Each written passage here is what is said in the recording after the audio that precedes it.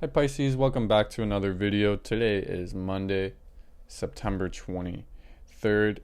We're going to look into a weekly reading for you for the last kind of week of September. September is almost over and summer is really passing us by.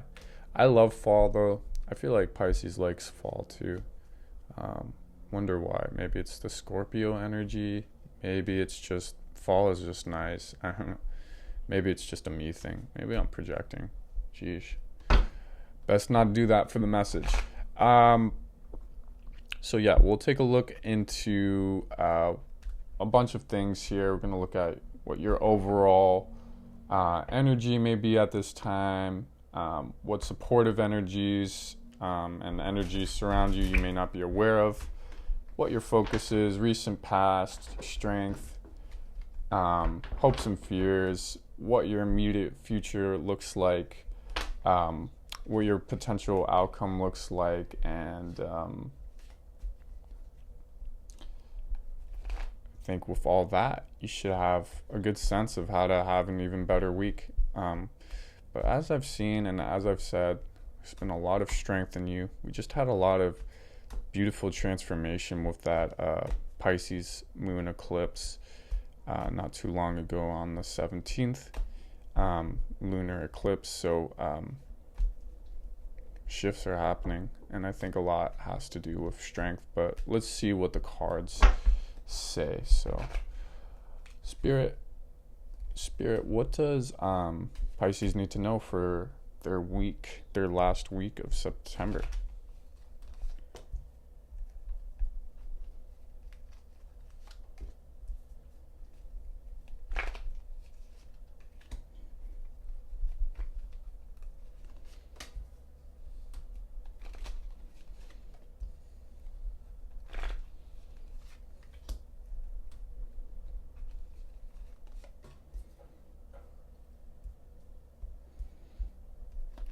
Three more cards. Let's see what we got.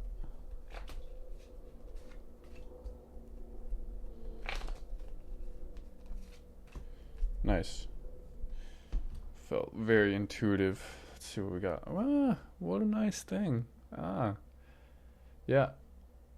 Your overall energy at this time is the star. Star is like, well, so so star is definitely one of the happier cards in the tarot. Sun is typically seen as the happiest, though. Honestly, I think Judgment is up there. Anyways, we're not gonna rank what is the happiest card. This is a good card to be in. I think it's a very Pisces card, not just because of like the kind of drawing water from this lake and spreading it towards the earth, kind of a nice symbol of taking your emotional withinness and spreading it towards the external world, which I've seen a lot of. But there's also there's not just that symbology for like Pisces, why this kind of has a Pisces vibe to it, but there's also the stars of the night. You're a star, but also there's a sense of like, you're in a dream world, but you're being guided by your dream world, and you're drawing from that dream world into the external world. So this is a really powerful card for me, I think it has a lot to do with trusting your dreams, trusting your intuition, and trusting that you're beginning to carry that dream juice, that dream, that dream water into the soil of your waking life. That's a really beautiful card. Sorry, I had to blur it out. It's more beautiful if I didn't have to blur it out, but that's just YouTube policy. So sorry about that. So you're a star. This is you. This is your overall energy. I'm gonna put that back there. Let me see what your focus is. Yeah, so your focus is still this tower. This is a good tower, though. We've seen the tower a lot, and I think the tower, the way I think of this is like we're zooming more and more out. The first time we saw the tower, it was like the initial breakage of something. Like Like say you broke your arm or something, that shocks you, that hurts a lot. Now that we're seeing the tower in like a fourth or fifth iteration, it's more like we're zooming out. Okay, we're healing. And in fact, we're not just healing, maybe the bone is getting stronger. Um, and actually, not only that, like it doesn't hurt as bad. So this focus of the tower, I think, has a lot to do with like still getting over some kind of hurt in the past or some kind of faulty foundation, but you're at such a distance from it that it really, it's not as big of a tower as it was in the past. It's just still a little present there. And I think the reason why this is in the focus is because it definitely drives a lot of this other kind of energy of pulling from your feeling world and making something out of it. Whatever this tower was has created a lot of kind of feelings and dust that needs to settle. And the way that you're processing that emotionally, which is really beautiful, is you're transferring your emotions into reality in a healthy way, whether that's artistic, whether that's just like going out for a meal. You're finding ways to like make sure that those emotions don't get the best of you, but that you get the best of your emotions, if that makes sense. Last thing I want to say about this card is I think it's really great that the star is back here, because really what is going on in the tower is you're being exposed to the night sky again with the breakage of this crown and this roof and all this false grandiosity that just could not stand on its own. You're released back to the star that you really are, that you don't need all this glorification in order to see that you are a star, and you don't need all this safety and security to face like the wildness of your dream world and the brightness of the sky. Like there's nothing so dangerous actually about sleeping under the night sky. I mean, okay, don't take that advice exactly. It depends on where you are. But say, you were in your backyard in a relatively safe neighborhood, where you get the idea. Don't take my advice of just sleep anywhere outside. That is not my advice. But I'm just saying, from a figurative realm, the tower moment is exposing you back to the star that you are. Okay, I don't know why I needed to go on that rant. Recent past, you have the moon. I think you've been dreaming a lot, and your dreams are scary, and they're also fruitful. Also, it's nice that these are going in conjunction with each other. A lot of night energy, feeling, emotional, unconscious energy going on. In your recent past, there's just been a lot of unconscious gravitation, a lot of unconscious things pulling you to make a change, barking at you. If you were the moon, like things are trying to get your attention. This is also Cancer energy, so this could be like maybe you had something with a counterpart, Pisces and Cancer, that is a very dangerous concoction, but also could be a very covalent bond. It just depends. I think that's one of the strongest bonds, though, when it works in tarot. But I think this also has to do with like something was barking at you to make a change, is the way I'm reading this. So I think it has a lot to do with that tower.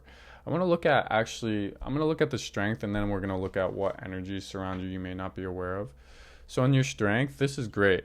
What an awesome way to approach life, I think.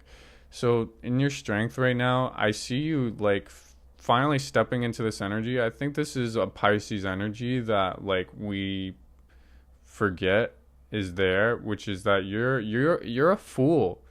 Polka dots really have to do with taking things less seriously. The polka dots on this kind of gesture looking person's cloak. I think this has a lot to do with like Pisces are actually like the most observant, and in a lot of ways the most low-key kind of critical and take things the least seriously, even though like they also take things so seriously of all the signs. And I think this card has a lot to do with basically stop making sense of things and stop doing things in a traditional way. Stop, like, you're your best when you embrace the nonsense. And I know that sounds like not the best advice, but it's true. Like, when you're able to accept that things don't actually have to make sense. And this goes back also to like the dream logic of the star, the dream logic of the moon. You know, things don't have to make sense in order for them to continue, in order for life to just proceed. Like, life doesn't actually require to make sense in order for the earth to just spin around. Like, that doesn't have to make sense for it to continue to happen. There's something there in this card. And I think you're kind of returning to a more childlike energy, which I've seen a lot of. But also this card is a good place in strength because it has to do with this idea of like, you know, you don't have to fight a war. So this person is taking swords from this army's tent, and is deciding, you know what, they're not gonna, maybe the way they're gonna lose this war is that I'm just gonna take their weapons, or maybe nobody's gonna fight this war at all. I'm gonna take weapons from both sides. Basically, you're seeing that the best fight is no fight. So that's a wonderful energy to be in. And I think it fortifies the kind of psychology that you have at this moment of like, I'm going to be very mindful of what I put my energy and emotions and thoughts towards. So that's really nice, powerful strength card. Let's see what lies in kind of the energy that surrounds you you may not be aware of. Yeah, totally, 100%. Seven of Pentacles. You're growing a lot. You've planted a lot of seeds in response to that tower moment. A lot of emotional seeds, a lot of financial seeds. You're ready to go and you're watching. You know something's gonna blossom at any moment and you're kind of watching. But what I would say is, you know, watching a boiled pot doesn't make it boil. Watching a pot doesn't make it boil any faster. You got to do things in the meantime. But let's see what other supportive energies are in. Yeah, okay. Queen of Pentacles. Is this a pentacle too? Okay, share it. You know, just trust it. You're nurturing. You're doing the right ways of nurturing your resources, your time, your energy, your finances, and just trust. You know, yeah. This is kind of goes in combination. Like, this is a very similar card to strength. It's just like you're headstrong. Just trust this devotion to your energy, time, and resources. The payoff is there. It's in the background. A little impatience. Just trust the process. It is an ongoing one, and that's what makes it frustrating. You never get the be all end all. Tarot is a never ending cycle, right? But just enjoy and trust the process. Let's see what your hopes and fears are at this time. That's a good one. I think you're a little fearful of rest. I think you've been very, very proactive, and you're fearful that as soon as you start resting, like, you're gonna burn out, you're gonna crash. Don't fear that. Actually hope for that. You need to come back to sleep and rest, mainly in part because that's where the stars are. That's where the moon is. That's where the dreams are.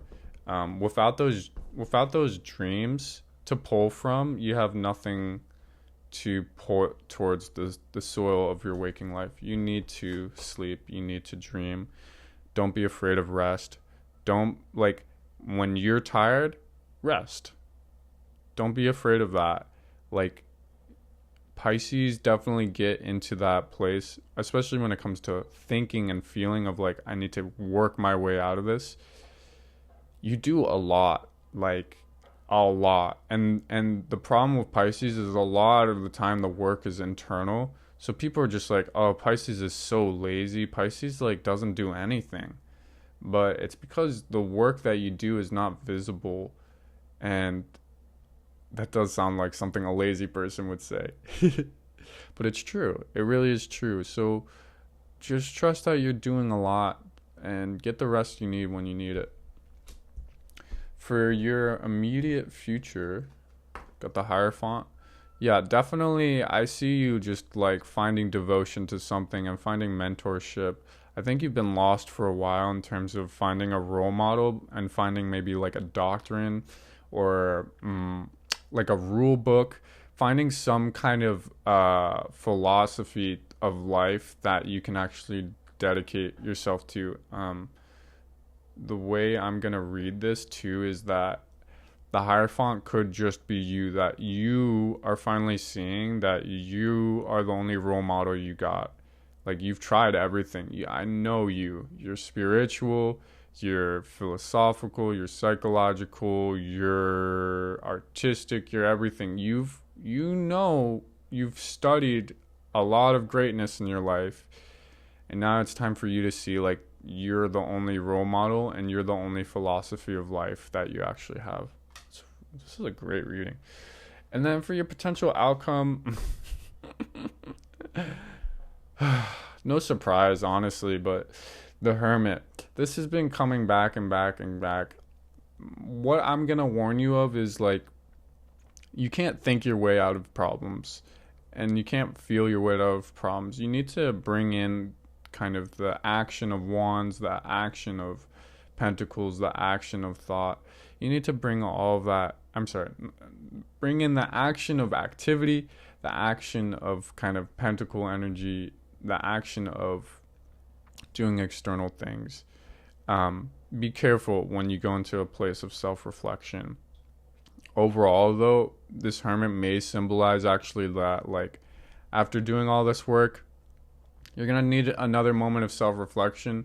And that's just kind of a Pisces process, is go into the outside world, make some things happen, see the results, and then analyze the data. It's like a very scientific method. Pisces, like, unconsciously does a very scientific method thing. But again, I would just be careful, like, of just don't dwell on things. Get back into the external world as soon as you've gained some kind of insight from all the activity you've done in the outside world. So just keep that in mind when you go into that Hermit mode.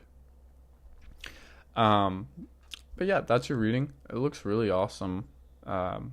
Really bunch of cool stuff here. So I hope that helps.